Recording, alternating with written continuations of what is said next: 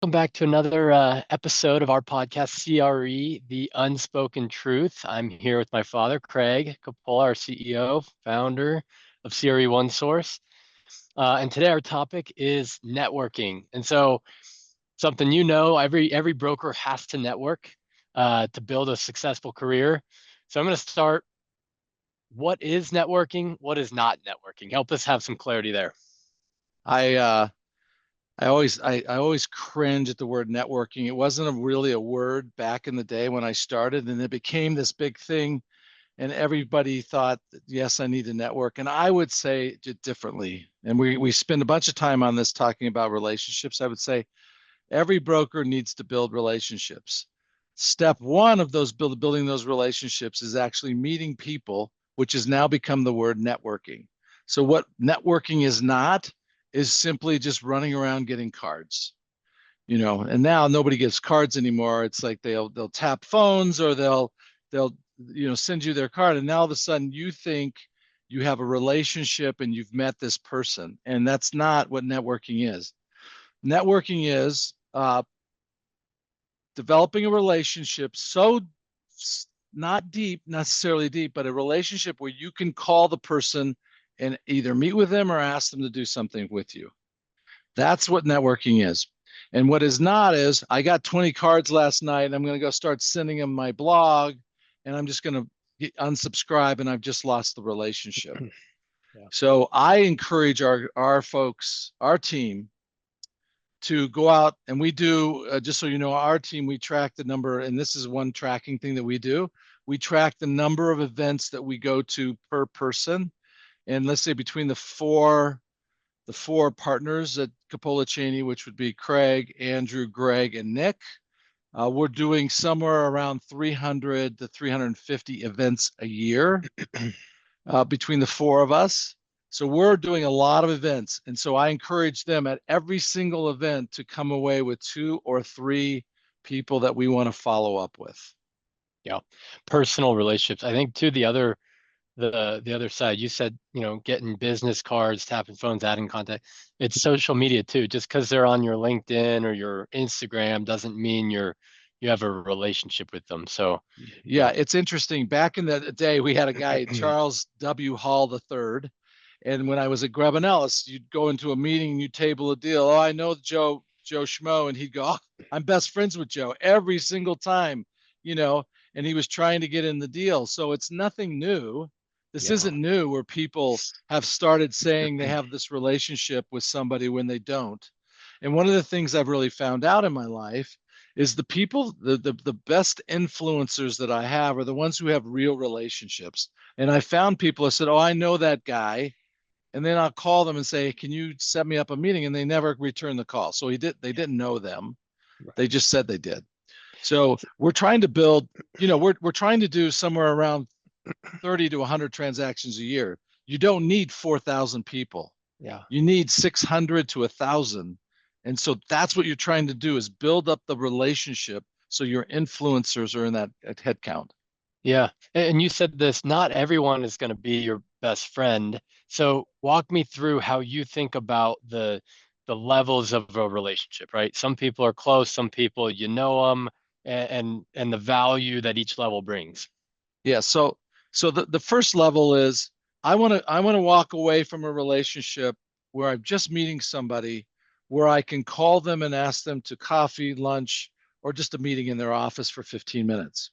When I have that meeting, it's not just to walk in and go, hey, Charlie, great to meet you. Tell me about yourself. That's not the meeting purpose of the meeting. As you know, we've talked about this on other unspoken truths. We always say, give first. So we always come in and the idea is, who are you chasing? Who's a customer that you're chasing that I may be able to introduce you to? What are you working on that I may know somebody or something that I can help you with? What article can I send you that might add value to what you're doing?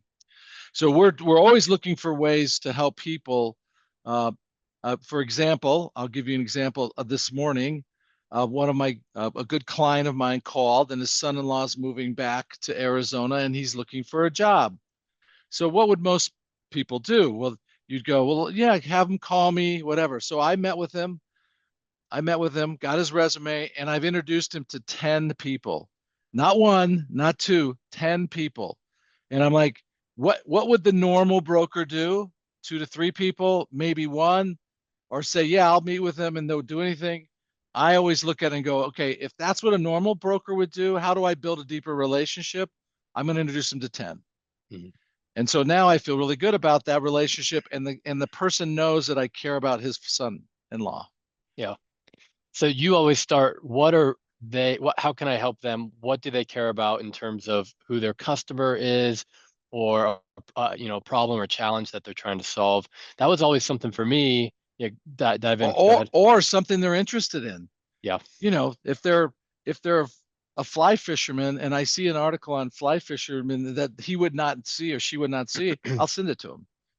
Yeah. Just trying to tell them that I'm thinking about them. I'm not always thinking about me. And I've met hundreds and hundreds of people who are always thinking about me. I want to be able to say that I know Craig Coppola. And so then I can use you. And I literally got a call last night. So, because you're a Brophy kid.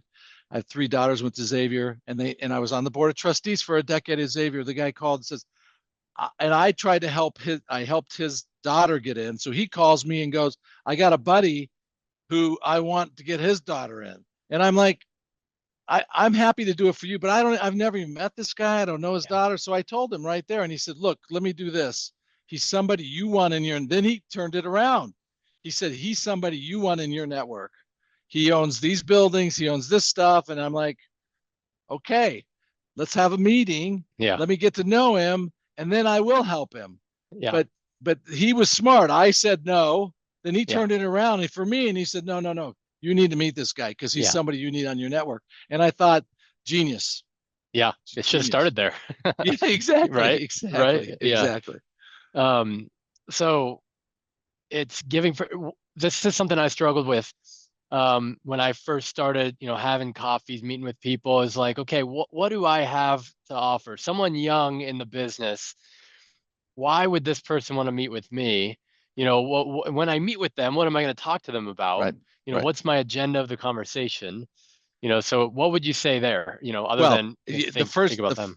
That's exactly right. So you and I had this, and what do we say? We always go in with an OBC, right? And that's the hardest part. The hardest part is actually having a game plan for the coffee before you go in. And in those those unknown OBCs where you don't know somebody, you're just trying to meet with them, the OBC isn't necessarily 3. I would go in with 6 things. I'd be like, and nowadays it's so easy to get there. Simply look them up on LinkedIn, go into their company website. I just met on Monday, I was in New York City, and I met the managing partner for global M&A for DLA Piper. And so this is a big shot guy. They won our business for a company that I'm in. And I just went on before I read his LinkedIn. There was an article that was in the company website, and I looked it up, and this guy's a super athlete. So the article was, how many days a week do you work out? 7 days a week. So before I said a word to him, before I introduced myself, he walked in, I go, tell me how many miles you ran this morning.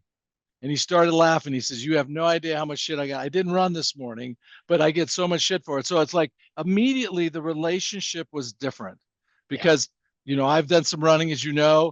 So we started talking about races he'd run, races I'd run. Cool. But before we even shook hands, I'm into this relationship where I gave him a little bit for him to be normal. So it was good.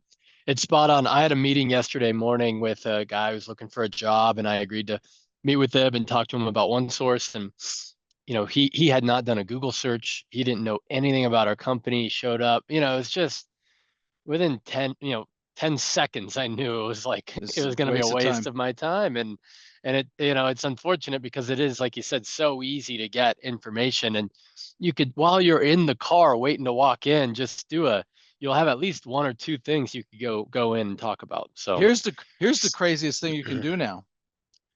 You go into some kind of a event where there's 100 people, and you meet somebody, and you get their name and card. You literally could walk over 2 minutes and look them up on LinkedIn, and then you go back and you find them and say, this is somebody I want to know more about. You go back to them and go, hey, aren't you the guy or gal who did this? and they don't even need to know. It's like, I heard your name before, and I think you were, Yeah. you had just gotten Yeah. back from somewhere, and it's like, boom, you're in there. This is how bad it's gotten. So lots of people want to meet me. So they'll say, somebody will send an email, hey, you should really meet this person.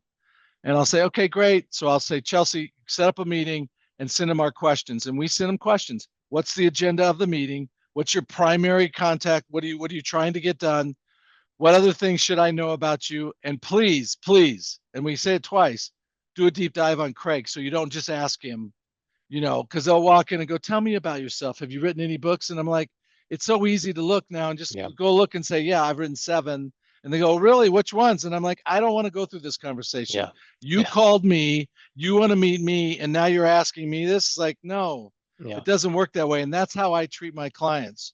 I went to lunch yesterday with a longstanding a client, and the first thing I came in, it was Drew Berlinstead. And so I go, how's Drew? How's your daughter? How's your wife? Because I know here's the things going. So the first 40 minutes was literally about him. And finally, he says, hey, tell me about what you're doing. It's like, because Yeah. it's not about us. That's the other thing we should say in here. Networking is never about you, right? We're trying to win. And so if you're going to win, it has to be about the other person all the time. We say this all the time in our company. Leaders lead all the time. Well, we Yeah. lead talking to other people. Yeah. Well, I think there's something I read too. Early in your career, you're trying to build skills, and it's like everything's about developing yourself, arrows pointed in. When you start building a network, when you start adding value to other people, when you start being a manager or a leader in the community or in the organization, it's all about arrows pointed out. And so this has been a recurring theme of just the first, 10, 15 minutes of this conversation. It's all about arrows pointed out and them. And I do um, remember there's a quote, and it's kind of on this topic, networking, social climbing. You're adding someone on LinkedIn and trying to make it a selfish endeavor. And the quote was like, look, if you just become a person of value and if you just add value to the world, you'll have whatever network you want. Exactly. The door's open. So, I'll um, give you a follow up. I got to the meeting at DLA early. So they put me into the conference room, and in these meetings they're bringing this. They had a guy who was coming in and he was in his mid 60s. He brought in the bagels and orange juice and he was setting it up. So I just talked to him, and his name was Evie, and he had this most interesting story. So I had 10 minutes. I'm just talking to the guy who's putting the bagels out. And he tells me he was a refugee from Croatia.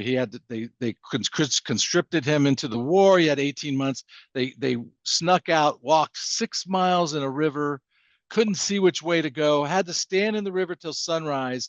And when the sunrise came up on both sides of the river, there were Bosnian landmines on this side, and there were Croatian landmines on this side. They had to sneak out. Then he became an 8-year refugee in Germany, and he finally worked his way to America.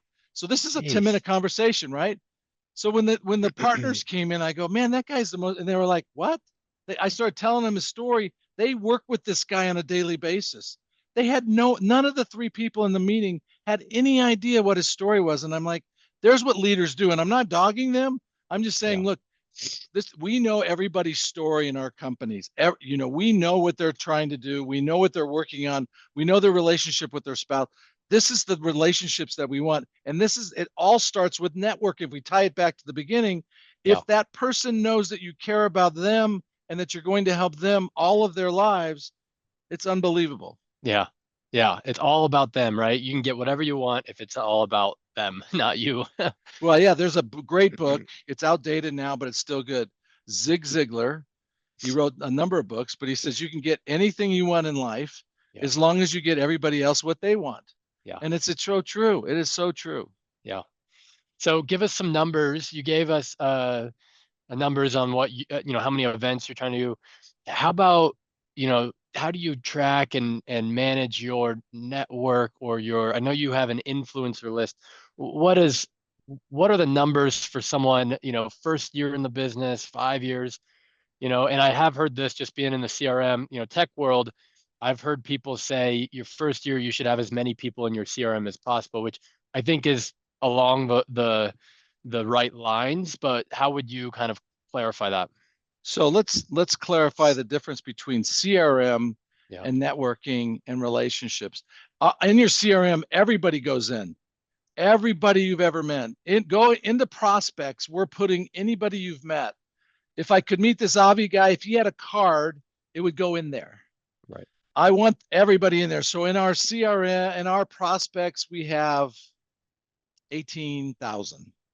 We've been doing this for 40 years, so we got a lot. And then you and inside of that, then you go, okay, you can keep somewhere around 300 active influencers that do that. If you look at the numbers and the stats, it's somewhere around 300. Define influencer, because I think that's a word you use, and right now a lot of people think Instagram influencer. So what would that Yeah, look a like? good point. Influencer is somebody that I can call that will help me introduce me to somebody else that will influence a deal. They either refer business to us, they've given business to us, they're prominent in the community, somebody that has influence outside of my circle. They're Yeah. not just my son. They're somebody who we would do business with. So I just pulled up my influencer list. I keep it on my desk. I just pared it down as I age. I pared it down and it has 243 people on my influencer list. And so this is a list that I go through, and I'm just making sure that I'm staying in contact with those 243 because and we're always refining it. Some people pass, some people retire. They're influencers on our business and then they retire. And then once they retire, some people just drop off. Steve Newman Mhm. was a very valuable client of mine. He was at Motorola for 25 years. He retired and he moved, and he moved to Prescott, Arizona. So he didn't stay in the community. And so now he's not on my influencer list. I still will occasionally call him, but he's not an influencer anymore. Mhm. So we want the difference, and this is where the difference: CRM 18,000, influencer 300 or less. And then this is the beauty, all the difference in the middle. There's 17,600 people in the middle that we're always just trying to figure out who is it that we're trying to talk to, how we're trying to get to, and that's where the networking / relationships come in. Yeah. So there's one more concept I want to touch on before we wrap this up, and it's loose ties. It's from a book. It's called The Defining Decade.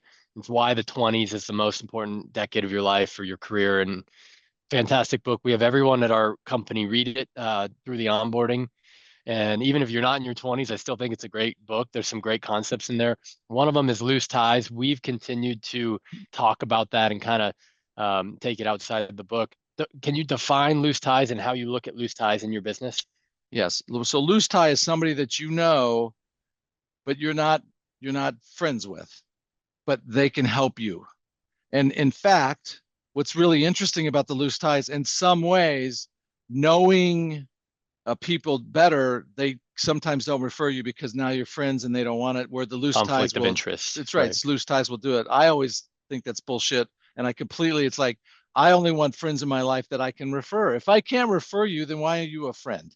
Mhm. It's like, and if they aren't, then I'll tell them, hey, you're not referable. You're a cool dude, but you don't show up on time. You don't say please and thank you. So you're not referable, right? There's 4 referable habits. These are from the Strategic Coach. What's a referable habit? This is what: show up on time, say please and thank you, do what you say you're going to do, and finish what you start. If you do those 4 things, you're going to do, to your point, you're going to have a great career. So loose ties are those people, the people. And so what I turn the loose tie into, and this is what I'm always thinking, this is always on my mind, is will this person trust me and say good things about me when I'm not in the room? So I take a loose tie and I go, do they trust me? So I had a call yesterday with somebody who's investing in a deal, and they called me. A friend of mine said, you should talk to Craig before you invest in the deal. And I looked at the deal and I said, I don't think it's a deal you should invest in. Given your where you are in your career, how much money you have, how much you're putting into this is too risky of a deal. I'm building a relationship with that person so they trust me, that says, if I go and invest something else, I'll call Craig again. This is the ability for me to turn a loose tie, which is this person, right? It's a third introduction. She's a loose tie for me. I've turned it into a trusting relationship Sure. just with one phone call. Took 15 minutes. Yeah. Awesome. So the referable habits I got: show up on time, say please and thank you, finish what you start. There was one more. Do what you say you're going to do. Do what you say. Nice. Those are from And Strategic it's Coach. so easy to say. Yeah. And this is what happens in networking. Hey, pal, I'm going to call you. You have a friend like this. You know this. Hey, yeah, every time you see him, yeah, let's get together. Let's get together. Then I'll send out an email. Here's 3 dates. You don't hear from him. Yeah. It's like, Yeah. that's not a friend. That's not a relationship I'm going to have. It's like, if I try, Chelsea and I, because Chelsea runs my calendar, she'll say, I've tried 6 times to set up a lunch with this person. Should I continue? And I'll say no. When I was young, I would say, yeah, keep going because I need every relationship. Today, I'm like, I'm eliminating those people. Like, Right. if you're flaky, you're not going to show up. You're not going to, build a relationship. Yeah. You're not I'm building a replying. relationship. Yeah, Yeah. exactly. So So- let's so change. Networking is a start. Relationship is what Yeah. we're building, and trust is the ultimate answer. Network to relationship to trust. I love it. I was just gonna say, recapping, right? What is networking? Well, it's relationships. It's arrows pointed out. How can I help you?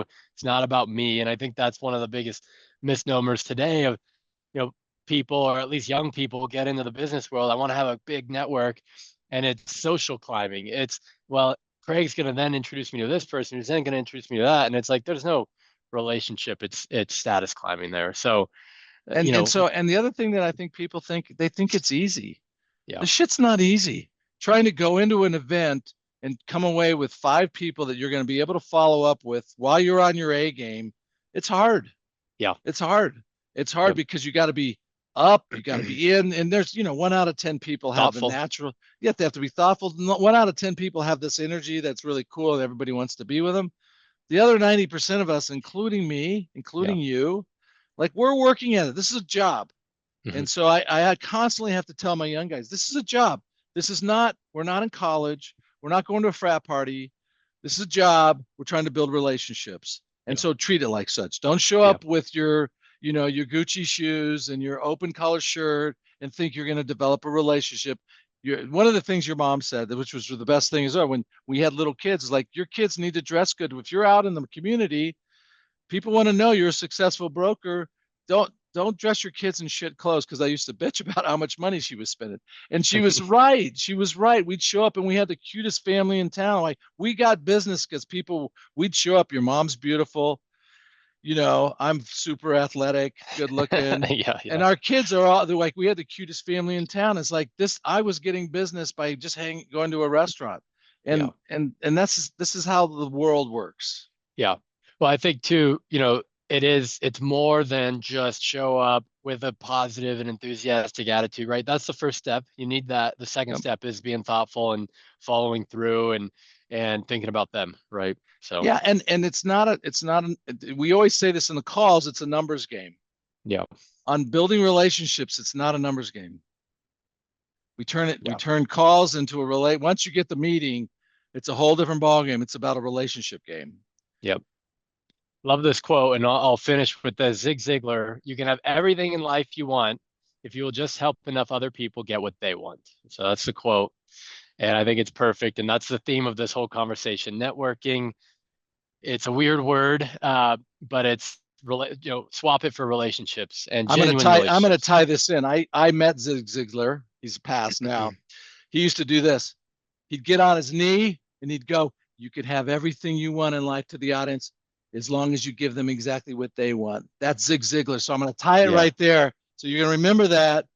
Give them what they want. Build a relationship. I love it. That's perfect. Well, thank you so much. Thanks, guys, for watching.